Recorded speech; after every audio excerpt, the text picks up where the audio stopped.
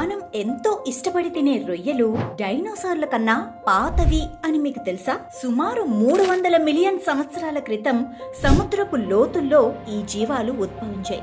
ఇవి పీతలు, లాబ్స్టర్లతో కలిసి డెకాపోడ్ కుటుంబానికి చెందినవిగా మన శిలాజాల ద్వారా తెలిసింది. 150 మిలియన్ ఏళ్ల నాటి రొయ్యలు శిలాజాలు కూడా లభించాయి. రొయ్యలు కేవలం మన ఆహారం మాత్రమే కాదు, సముద్ర ఆరోగ్యానికి అత్యంత కీలకం. ఇవి సముద్రపు మట్టిని శుభ్రం చేస్తూ చిన్న చిన్న జీవులను తింటూ పెద్ద చేపలు, తిమింగలాలకు ఆహారంగా మారుతూ సముద్ర జీవ వ్యవస్థలో కీలక పాత్ర పోషిస్తాయి. క్రీస్తు పూర్వం 600 సంవత్సరంలోనే చైనాలో రొయ్యల సాగు ప్రారంభమైందని ఆధారాలున్నాయి. భారతదేశంలో 1980లలో శాస్త్రీయంగా రొయ్యల సాగు మొదలైంది. తొలుత టైగర్ రొయ్యలు, తరువాత వెనామీ రొయ్యలతో భారతదేశం ప్రపంచ ఎగుమతులలో ముందుకు దూసుకెళ్లింది. ష్రింప్ న్యూస్ మీకు కేవలం సమాచారాన్నే కాదు, సముద్ర తీరాల నుంచి మీ పళ్ళెం వరకు వచ్చే ఓ సుదీర్ఘ కథను అందిస్తుంది.